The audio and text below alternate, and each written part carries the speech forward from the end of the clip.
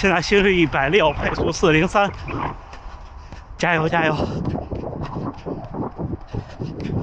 配速357，心率166，配速403，心率170，加油！啊，成功了！哎，大家伙早喽！1月8号星期一，新的一周了。今天出来的跟我的计划比有一点晚，5点29才起跑，在大阪城的东侧了，很快到达大阪半程马拉松的起点。我们今天探一下路，但是我优化了一下，大阪半程马拉松是从我现在前面这儿出发，然后一直往那边跑，往我后边跑，然后呢再回来，再一个折返，就是它2次、3次，如果算是起跑那次，3次经过起点。所以第一次的折返我们就不跑了，这样的话呢，跑到长居公园是终点，大约是10多公里，不到20公里，然后再从长居公园跑回家。我又开了 WOD 的地图，可能拍不清楚。昨天晚上发的视频，其实昨天下午就上传完毕了。如果我们现在每部视频都用这个设备做，都可以做到杜比世界 HDR。但是呢，无论是哔哩哔哩还是 YouTube 都会有一个问题，哔哩哔哩这边呢是它的转码时间特别长，就审核时间特别长，好几个小时，而且有时候会卡住。YouTube 那边呢，虽然可以很快的发布 4K 的版本，但是HDR 的版本可能要到第2天，也许您今天才能刷到。我知道 YouTube 那个 B 站这边也可以选择优先发布 1080p 30帧的，但是那样效果不好。所以就是跟那天我说手表或者跑步设备一样，期待科技尽快进步。我切一下镜头啊。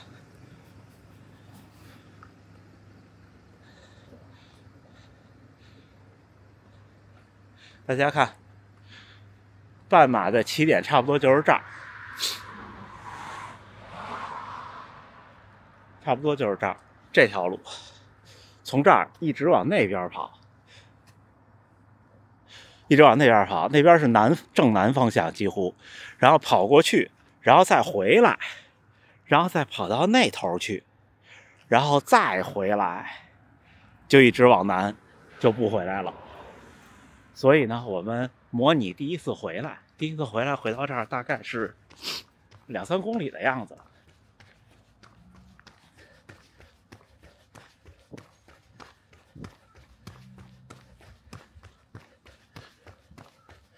从这儿一直跑到最前边的那个河，要看到2个河流交汇的地儿，然后掉头。今天这边又是一个节日，又是放假。今天又背着包出来的，有小伙伴问这包是什么，我那天背上来就说这是一个迪卡侬的包，好像是个3升的，我不带水的，不是水袋，好多年了。那时候在北京东四环那个店现场买的，可能2016年的时候买的。我东西都特别的古老。大家如果还没有看昨天晚上的视频，或者再看，有条件一定开 HDR 和杜比世界，那不一样的，真的不一样的。现在基本上手机和 Pad 的屏幕应该都没问题， HDR 至少应该都没问题，杜比世界看设备的授权吧。电视可能大部分的电视还差一点，高端电视没问题。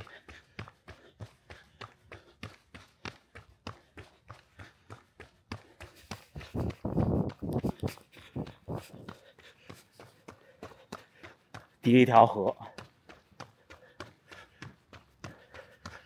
其实这2条河离得很近，差不多就跑到前边的那个最远处的红灯，应该就该折返了。那咱一会儿再聊啊，加油干！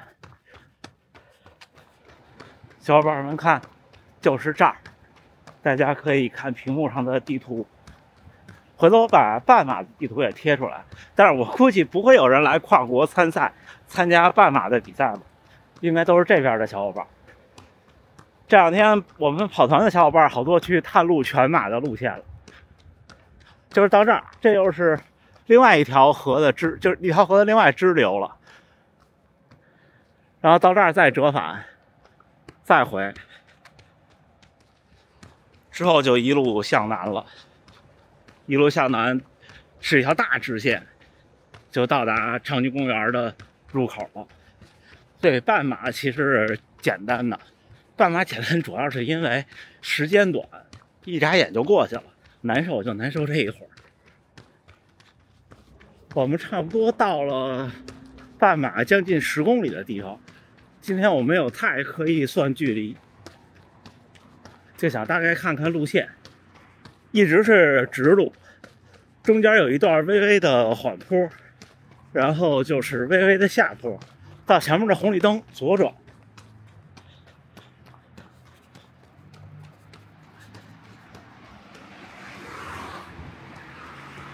这边路况还好，就是大家还是注意这种路。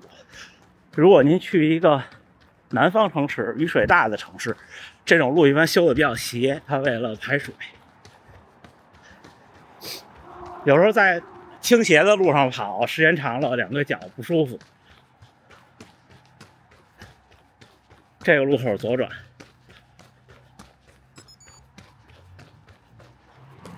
远处的天都开始有亮光了。今天估计回家又得晚，因为这么探路看地图跑得慢。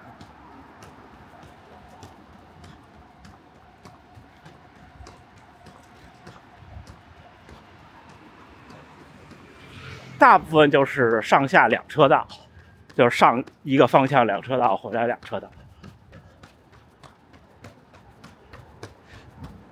不过大阪这边的比赛其实规模都不大，我觉得不会出现跑不开的情况。我还不知道我的那个 A 区出发能不能搞定呢？那天不是打过电话吗？对方说会去查我东京半马的成绩。反正我是跟他确认再确认了。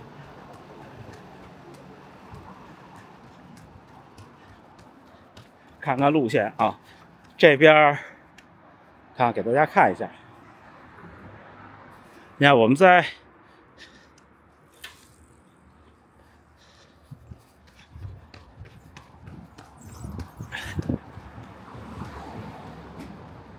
本来想给大家看看路线，发现在这个光线下拍手表太亮了，完全看不清楚，就是一片白。我们现在一直在向东，然后到前面我感觉大约1-2公里的样子右转，然后再右转，然后再左转，对，在这儿兜了一圈，凑一个距离。这条路跟大阪的全程马拉松最后的几公里是重叠的，大阪全马也跑这条路，半马的路线比全马好跑，没有大的上坡，甚至是总的爬升我觉得是下降的，我个人感觉啊，因为从大阪城出发。小伙伴们看这个路口，远处东方的山后边有日出的光线了，这个路口咱们右转，全程马拉松这个路口左转就去大阪城了。这个路口右转以后又是大直线，路况还不错，这边已经变成3车道了，看3车道一下就宽敞了不少。小伙伴们，我走2步给大家拍一下，这段不放数据，我们纯享一个过街天桥上的日出。因为比赛的时候是从天桥底下走，现在天桥底下走不了。看远处，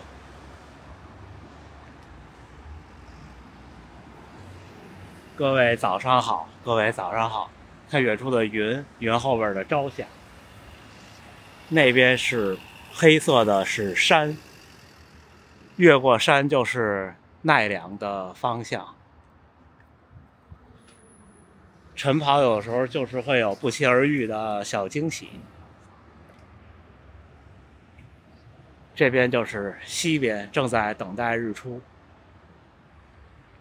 我们往前看，远处也是云，我不知道相机能不能拍清楚，一朵一朵的云，好低的云。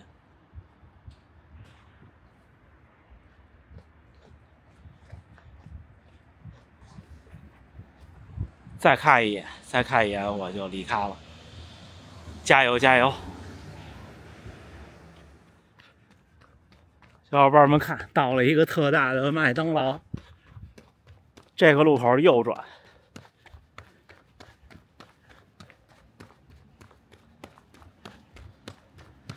基本上半马跑到这儿应该是最难受的，10多公里。我一般的第一次难受是13公里，13公里会有一个小的门槛，然后就得靠意志力顶到15公里会好一点，然后再难受就是18公里。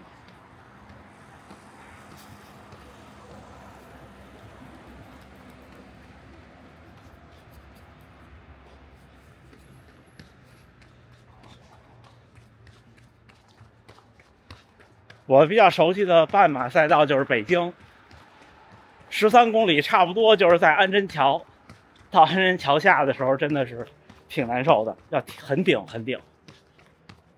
然后第二个坎儿就是过了原来那个亚运村那个奥体那儿，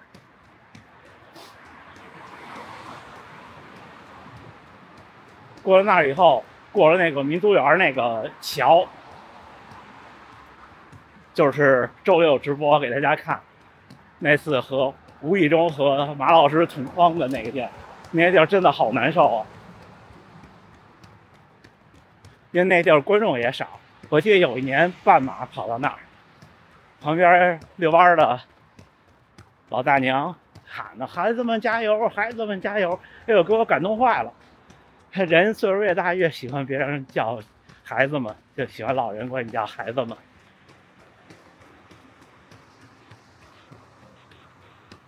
等跑过那儿，就是最后的3、4公里的折返。跑到19公里就什么都别想了，跑到19公里就很轻松了，玩命冲。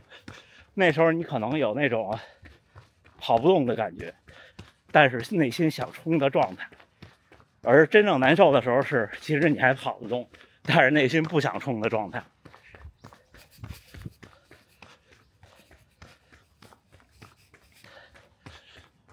我今天听小伙伴的建议，把这镜头跟踪的速度选成了慢。我大概的理解就是，你看我这么跑，其实我在屏幕中一直在动。如果镜头追踪太快呢，屏幕动的也太快，大家观感不好。不知道现在有什么变化没有？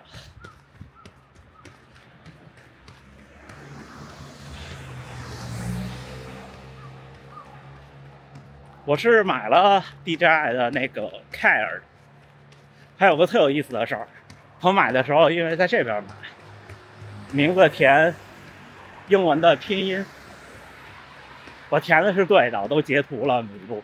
结果他给我发来的合约上，我猜他们那合约肯定是人工输入的，因为他给我写成了李 boy， 就是 BOY， 我猜他是打完 BO 输入法联想出来的，还找人工客服改。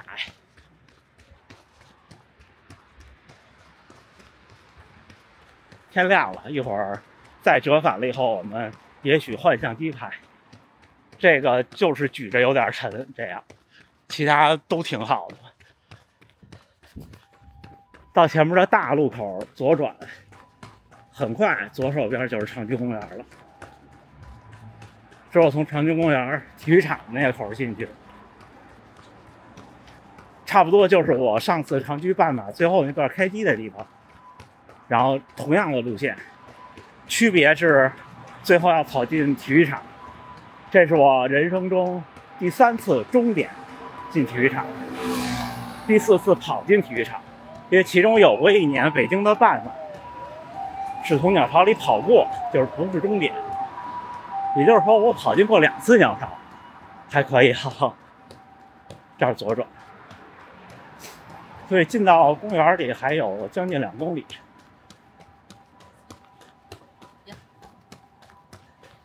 然后我就掉头回家，从长津公园到我家直线距离是8公里。这儿左转。有小伙伴也问说，大阪哪儿跑步条件好？我觉得长居公园比大阪城好，但是呢，这边太偏了。您要是来旅游，住这边什么都没有，所以还是不建议。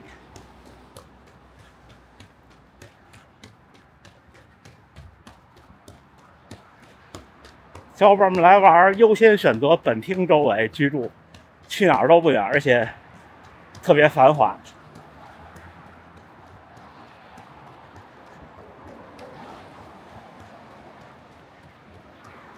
那我们最后公园里见了。小伙伴们看，跑到这儿，前面就进公园了。到这儿应该差不多是19公里。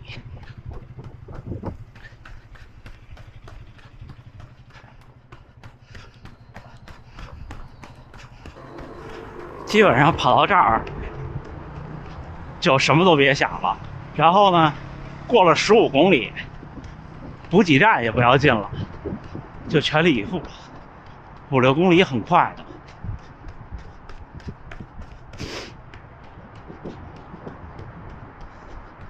到这边我老容易转向，其实现在咱们是在向南，但是我老隐约感觉我在向东，不知道为什么。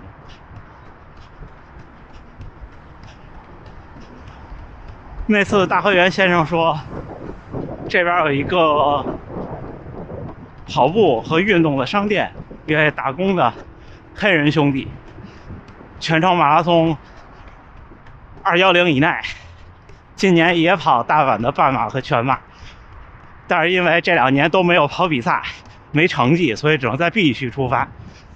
是不是在这儿啊？应该是在这儿，前面就是赛道了。哪天来这边跟小伙合个影？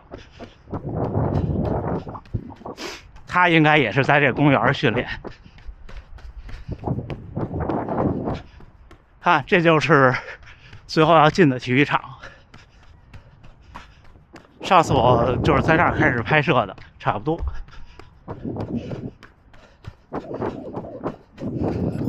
18公里到现在我。虽然我没有严格的跑一开始的折返，但是最后总距离差不多。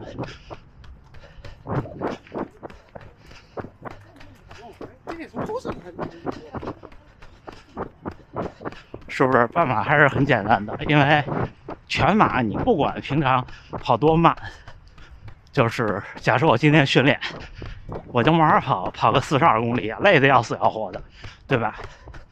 半马你看我从起跑到现在的平均配速只有5分27，但现在就还跟没跑一样。所以半马拼的就是毅力。这个公园只有这一个坡，比较明显的坡，就结束了。这时候基本是一个极点，很难受的点。如果最后还要跑进体育场的话，我估计还有将近2公里。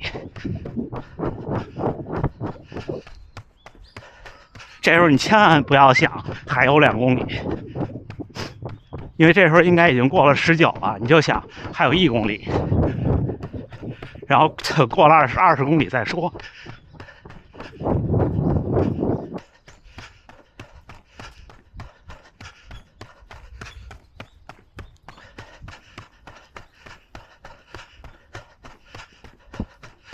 关键是一会儿我还得跑回去呢，不能像那天大阪全马的路线一样。哦，这喂小猫呢。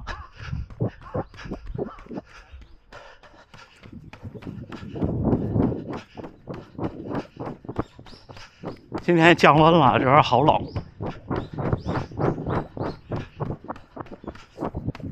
行吧，今天有一搭没一搭，跟大家伙探探路，聊聊跑个半马的心态。大家千万不要对半马有什么所谓的前慢后快呀这种想法。半马如果您真的前慢后快，您会后悔的，因为您发现就算前面不慢，后边也能快。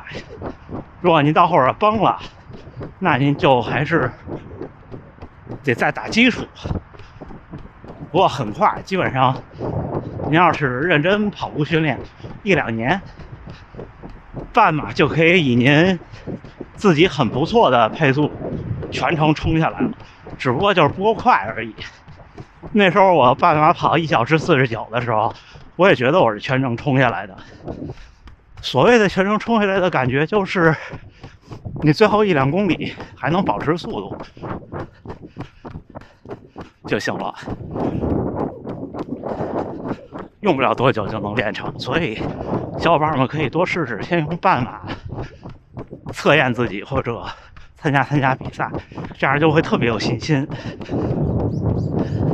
都处理好，调整好心态就好，别像我似的。我那时候半马跑的还行的时候，全马还很差，我就特不自信，我老觉得自己是不是有什么问题，或者不是那块料，自己琢磨老容易瞎琢磨。大家顺其自然，水到就渠成了。我记得上次我跑到这儿，我说我跑不动了，是跑不动了，这挺煎熬的。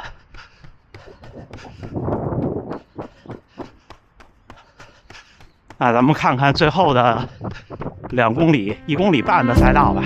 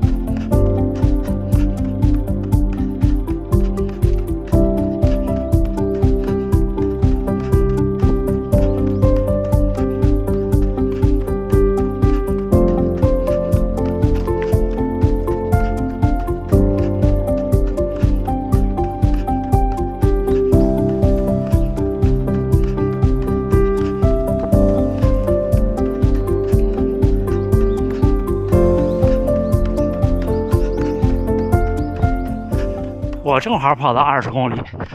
上次的长距半马终点就在前边。20天之后，1月28号的半马要冲进右前方的体育场。20公里了。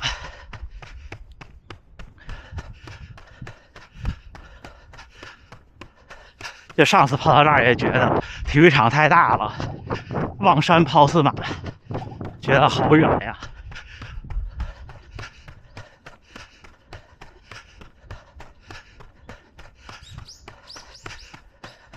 马上就要到我人生第一次比赛站台的地方了。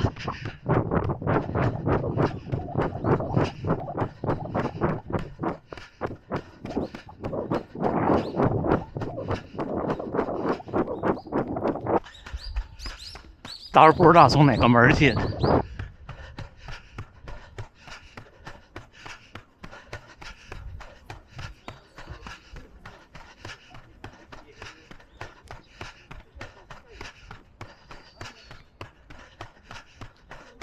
看上次冲刺就是在这儿，我已经到了，给大家看这个，上次没拍。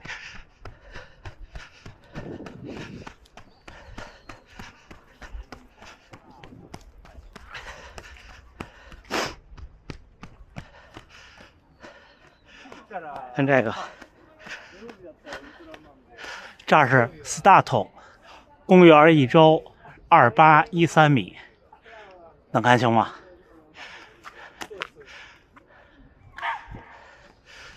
到时候就应该是从这个门进，不会再绕了，应该是从这门进。今天这儿可能是有活动，你看，都是各个学校的学生在热身。是不是有什么运动会啊，或者比赛？看到了吗？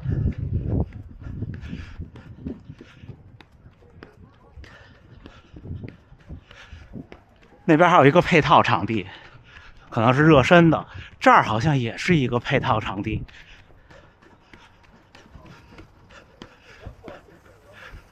行，我往家跑了，咱们训练后再见了，加油干，加油干！小伙伴们，马上28公里，最后一点电，最后一点距离，我们再冲一次坡。上次最远一次是26公里到这儿，体验一下，走。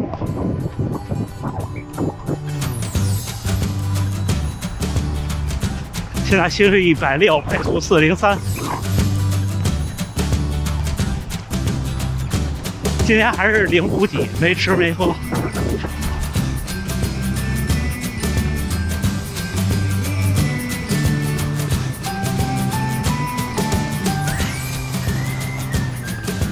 加油加油！配速357，心率166。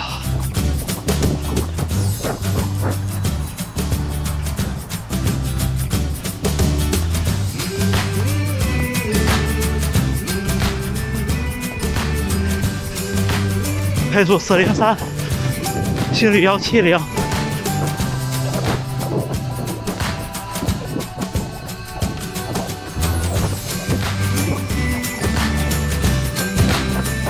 加油！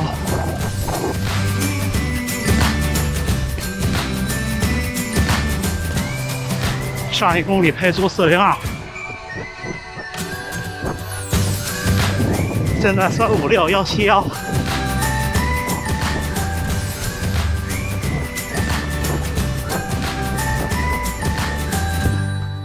啊，成功了！如果比赛还接着往前跑，但是前边基本就平了。我现在回家正好30公里，应该。现在是28公里了，加油加油！心率167，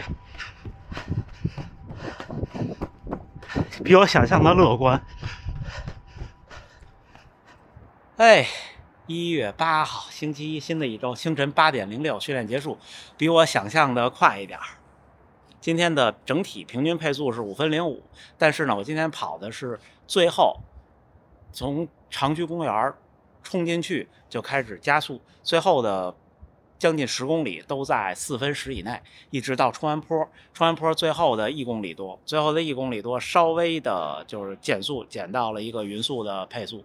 今天最快的1公里是3分53，平均心率135，最大心率173，应该是在坡那儿冲出来的。我给大家长距离的建议也是这样，大家不要真的 LSD 就一直 S slow 下去，就怎么说呢？要不然您就渐加速，5公里一个坎儿，慢慢加；要不然呢，您就怎么说？像我这种，就是最后不管您跑多少，您要是平常20公里就是长距离，那就是最后6公里；如果30公里是长距离呢，最后的8到10公里，您把速度加起来，的话，会体会那种最后快的感觉，要比一开始快的感觉，我觉得对训练更有帮助。这是我不成熟的小经验。之后就是这个包给大家看看，好多年了，迪卡侬这包挺好，很轻，很贴身。唯一的问题就是你戴时间长了可能会把衣服磨出痕迹，这就没办法了，是不是？真的就是这种长距离慢跑，如果您真的就一直慢慢颠下来的话，除了给自己身体造成一些压力以外，怎么说呢，就不一定有太好的效果。好吧，那还是这么着，最后还是祝大家能努力生活，健康平安，也祝贺昨天开心顺利完赛的小伙伴们和开心参加了马拉松的小伙伴们。那我们加油干，明儿见。